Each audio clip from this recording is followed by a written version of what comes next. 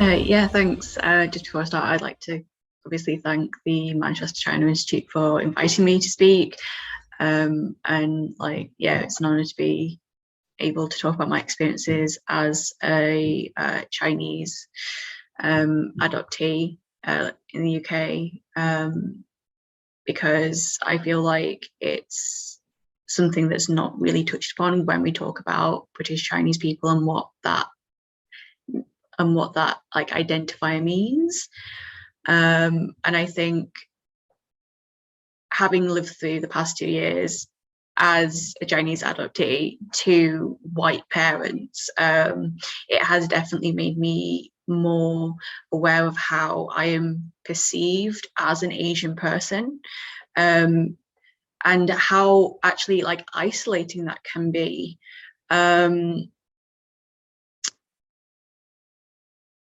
I was so yeah, let's just a bit of background. I was also adopted from around Wuhan, so everything that Feiya said about that, I completely like empathize with.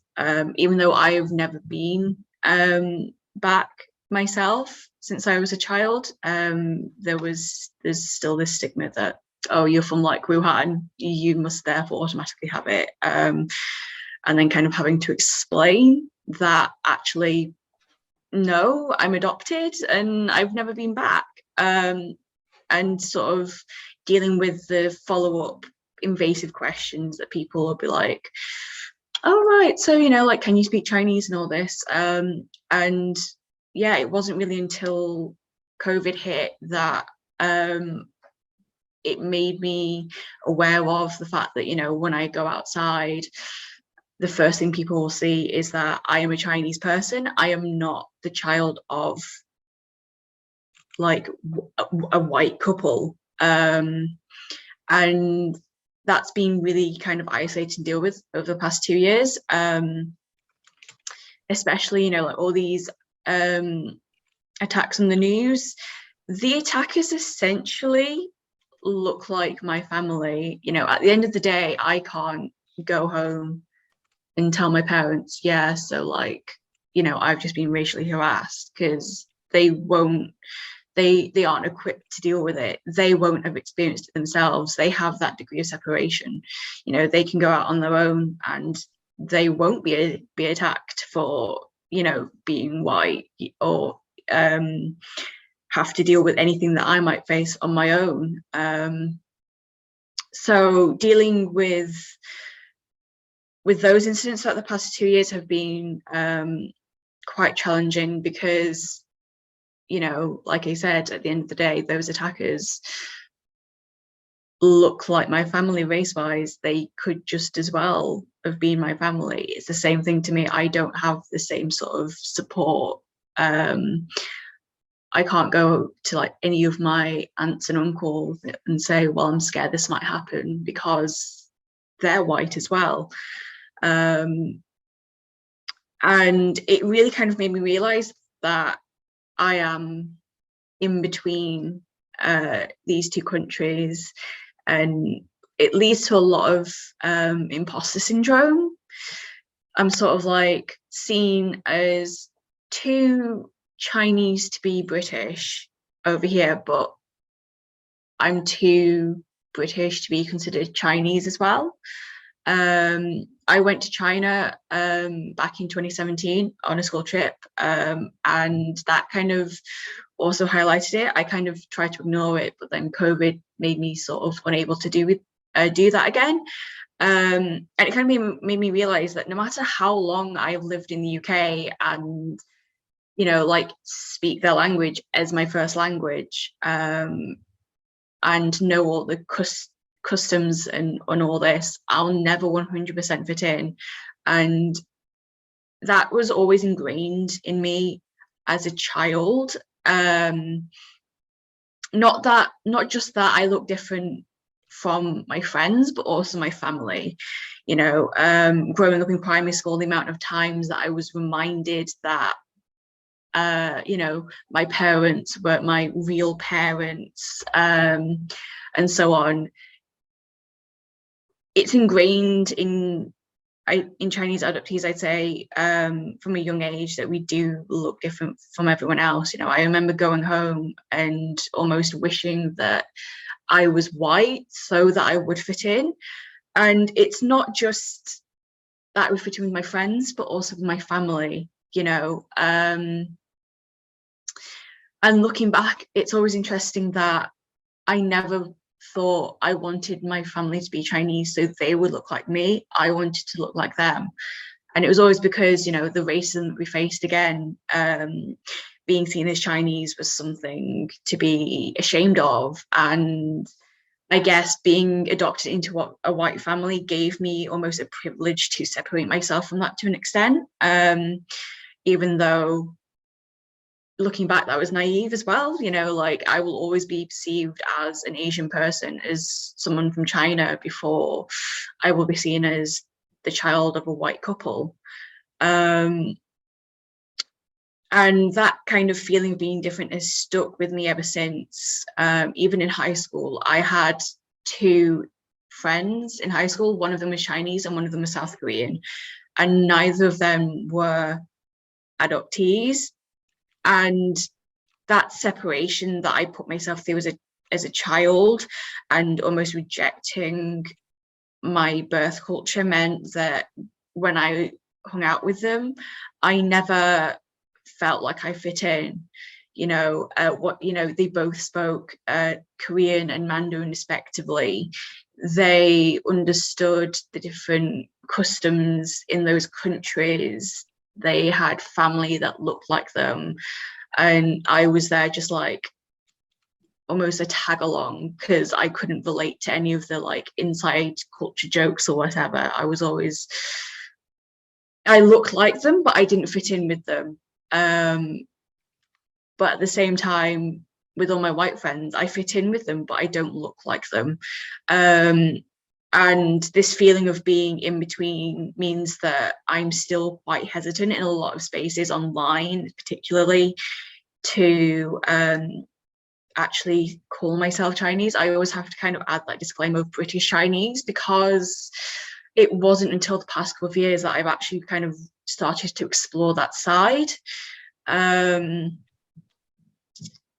It's very much sort of like, even within the Asian communities, a lot of us aren't seen as Asian enough because we don't have Asian parents or we don't speak Mandarin. My hometown, we have a large Chinese student population, and I remember there was one particular shop, like takeaway place, and whenever my friends went, I'd always say I'm not going in there, because whenever I went in there, all eyes were on me, because it was immediately clear that even though I looked Chinese, I didn't understand what they were saying. I had to, like, you know, read the English menu. And even, you know, in a city full of Chinese students, I didn't feel like I could call myself Chinese because I didn't understand their language and their culture. But at the same time, I'm being tokenized by people I know as a Chinese person. And that tokenization, not only do we experience it from our friends, but also our family, which makes it even more isolating, because you're not seen as a person, you're just seen as someone who's Asian, and therefore it absolves them of their racism. You know, I feel like my parents, as much as I love them and whatever, they very much have this mentality of, well, my children are Chinese, so we can't be racist, you know. My family members are very racist, but they're like, oh, but like, you're one of the good ones, you know, like, we love you. And it's very much sort of a weird us versus them, but it's like,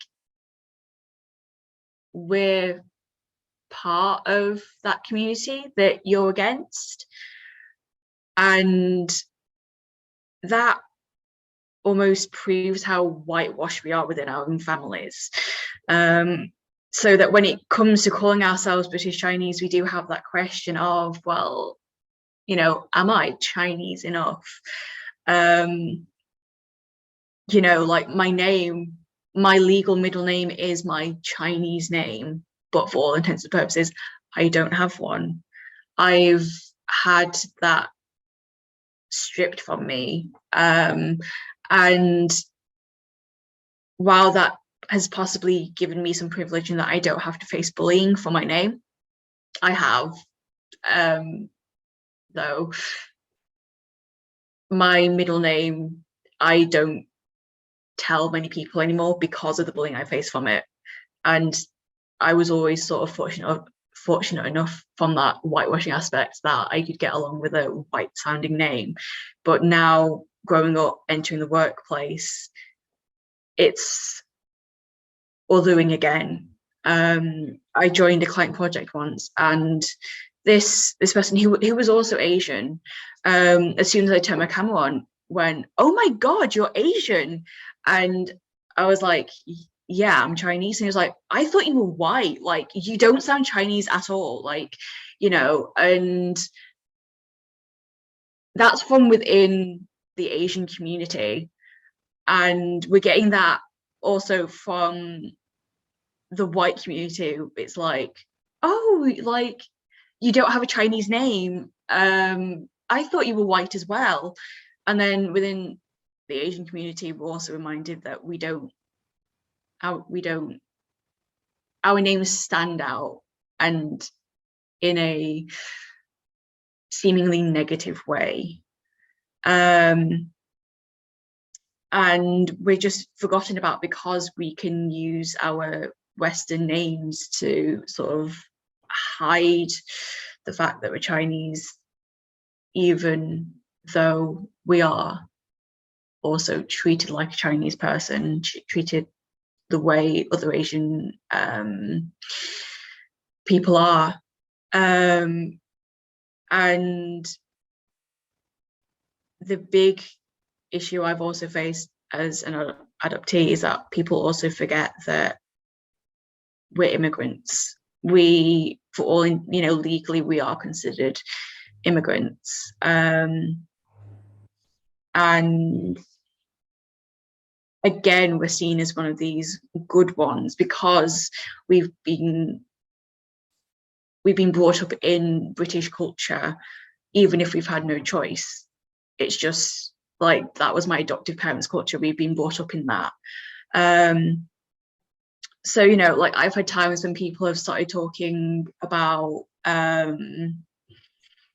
immigrants and how they ruin the country, and then I've kind of had to go, well, I'm also an immigrant. And then they're like, oh, but it's not just like, you're one of the good ones, I'm not talking about you. And it's like, but I am part of that group, and we're seen as white when it suits them. Our identities are basically cherry picked based on the context and what the agenda of the other person is. If it's to talk down on Asian people and they like us, we're seen as white, we're one of the good ones, you know, we grew up here, we aren't really Asian. But when it comes to just, you know, like just existing in public, I'm instantly seen as a Chinese person. No one assumes my background. I actually got stopped literally 2 weeks ago, and the guy opened with, "Do you speak English?" So it's this weird mix of, am I British? Am I Chinese? Because people are telling me that I'm British, but also at the same time, everyone's reminding me that I'm Chinese because I look Chinese, and you know, and all, you know, and all that racism. And it's the feeling of in between that leads to this imposter syndrome that never quite goes away. You know, I didn't call myself Chinese or like British Chinese until the past year or so. I've never, growing up, because of all the bullying I faced, and I had that privilege to separate myself, I always considered myself British. I was like, no, I'm British. I grew up here. It's my language. British language, no. But, you know, like English is my first language. I don't have any connection to my birth culture whatsoever. And then kind of going to China sort of triggered something in me, but I don't think at the time I was able to emotionally deal with that feeling of being in between, because over here I got ostracized for knowing the culture but not looking like everyone else, and in China I got ostracized for looking like them but not speaking their language. And one of the biggest things that will stick out with me was when we were in Beijing train station, and a man came up to me and started treating me like a translator. And it was really embarrassing to kind of admit there, like, sorry, I don't speak Mandarin. And the second he realized that I didn't speak Mandarin, he switched to cursing me out in broken English and basically saying that, like, I should be ashamed of myself because I'm Chinese and I don't know the language, and I should because I'm Chinese and I was born here and all this. I mean, I happen to be born in China. I don't know why he made that assumption, but yeah, like those experiences, I was like 16 at the time. I was still very much what adoptees describe as like in the fog. I kind of pushed it to one side. I was like, well, I'm not going to go back to China anytime soon, so I don't have to worry about that. And then COVID came along and I couldn't separate myself from that the way I was able to growing up, because I was, you know, out in the streets, I was being seen as any other Chinese person. And it made me kind of look back on those experiences and kind of go, I wish I had like appreciated the culture whilst I was there. It was beautiful and it did make me want to go back again, but I didn't want to deal with that othering feeling there as well, because I'm already being othered in one country. Why would I go to another country and put myself through that, but just in a different way that I've never had to deal with? But the past 2 years, it kind of made me realize that I am Chinese before anything else. People will always see me as Chinese and I can't get rid of that. And from that, I've been able to kind of embrace the label of Chinese and kind of say, yeah, well, you know, I'm Chinese. I was born in China. And being able to kind of deal with those feelings. But that loss of culture from the start really kind of, I believe, shapes our experiences as adoptees and how we consider ourselves to be Chinese. You know, we can grow up being encouraged to connect with Chinese culture. I went to summer schools. My parents put me in Mandarin lessons. You know, they bought me 𝗘𝗲𝗁 and celebrated Chinese New Year and all this. But as a child wanting to fit in, you're being bullied for that. And you kind of, I personally ended up rejecting that and whitewashing myself and forcefully assimilating myself into British culture. And now growing up, that loss of connection with my birth culture is hard to overcome again. You know, I look back at myself and think, like, why didn't I pay more attention in Mandarin lessons? But it's because my teacher was Chinese and I struggled getting the tones right and the accent, and, you know, I just struggled with the pronunciation a lot, and I got judged for it. You know, she'd always kind of look at me and expect that kind of like, you're Chinese, why are you here? Why can't you get the hang of this language? You're Chinese. And so I sort of played up as like a defense mechanism almost, and kind of forcefully pushed myself away even more, going, yeah, like, okay, but I don't want to be here. My parents put me in these lessons. I'm like, you know, I'm just not going to put any effort in. And now kind of I'm at the age where like I'm looking at posts and stuff in Mandarin. I'm going to like Chinatown and I'm not understanding stuff that's on menus or like any of the posts that I see that might be Mandarin shared by any of my Chinese friends. And like, it hurts kind of sitting there and thinking like, that is my birth language. I should have been brought up in an environment where I could learn that, you know, I should be able to understand what's being said here. And I had that chance taken away from me when I was adopted to white parents. You know, I feel like if I had been adopted to Chinese parents, or maybe just East Asian parents in general, I would have had a chance to connect with that more, but I didn't. And it's hard to deal with, not only just like privately, but also in public, because again, you're judged for not knowing, and you're almost like authenticity is questioned by people in public who kind of go, oh, but like, you're Chinese, you should know this, right? And it's embarrassing and hurtful and almost like another kick in the teeth to be reminded that that was ripped away from me as a child. I was adopted at 18 months old. I came to the UK when I was around 18 months old as well. So, you know, like I grew up with English as my first language. And I can't go back and change that. I didn't have any control over my situation at the time because I was a little baby. And people sort of expect me to sort of done that on my own growing up, you know, and then if I don't, then it's having to explain, well, my parents aren't Chinese, you know.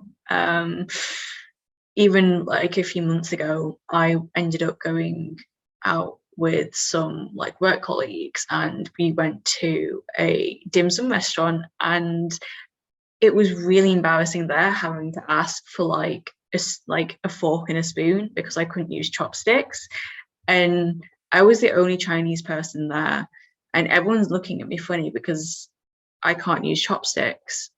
And I noticed at one point I picked up and the person next to me was kind of almost looking at me, watching me, and I was like, yeah, well, I'm adopted. My parents are white. I never got shown how to use chopsticks. And she's like, oh, okay, yeah, that makes sense now. I did wonder why you couldn't use them. Or, you know, oh, yeah, I thought, you know, I expected you to. That makes sense now. And it's like, everything I do that in relation to my birth culture is under scrutiny from both communities. So while I feel like, yes, I'm British Chinese in that I grew up in Britain, but I was born in China and that was my birth culture, I don't have that proper connection to China to call myself Chinese. And even though I know there's a lot of time for me to be able to reconnect, I don't know where to start. I've tried so many different ways of doing it, and every time I still just feel like I'm an imposter. It's a reminder that I should already know this stuff. I recently got my first like hanfu, and even though it was like a really cheap one just to see what it was like, putting it on and having to Google how to tie it properly, what it should look like, was almost shameful. And yeah, I'm not gonna lie, I did cry a bit during that experience, because looking at myself in the mirror, realizing I should have been raised in this culture, I should have been taught how to do this as a child, but I was never given that opportunity. And it was, every attempt to reconnect is another reminder of what I lost as a child. And I don't think, unless you're an adoptee, you can ever try and put those feelings into words. And it's just, we're in this in between constantly, and we're constantly reminded of it, and it's exhausting. And it's like, we should know these things so that when we try to reconnect and learn these things, we're almost shamed for it. Like, we should already know this, or I should have been putting in more effort as a child. But as a child, when you want to fit in and all your friends are white, your family is white, and you're being told by the media, by your friends, by your family that like China are the enemies, you don't want to have that connection. And then suddenly undoing all of that, it's not something that goes away overnight. For me, still,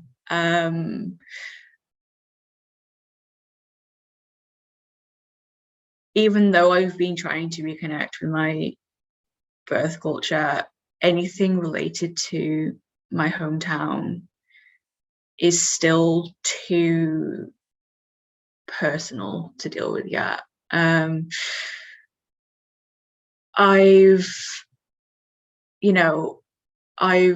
Googled a bit about it, I've learned a bit about it, and even just looking online at like photos of that place, I couldn't deal with, because it was a reminder that like my chance to live there was taken from me. My chance to live my birth culture in my birth country was taken away from me, and there's nothing I can do about it. And at the same time, dealing with these feelings of loss, but also being told that we should be grateful for it, is another layer for it, on top of everything that we have to deal with, the loss of culture, the way we experience racism. We are told that we should be grateful for it because of this saviorism narrative around adoption, which then feeds into this identity crisis of like, I've just noticed time, this kind of adoption narrative of like, well, your parents took you in, you have a home, you should be grateful for everything your parents have given you. And it's like, yes, I have a family, I have parents, but at what cost? And without sounding too heavy, that cost was my identity and my culture. And dealing with that, I think, is something that is just not spoken about enough, I think, purely because it is really personal, but just because it goes against the typical narrative of what is expected of adoptees, and that we should be grateful. So yeah, I'm bad at finishing, but yeah, thank you for that.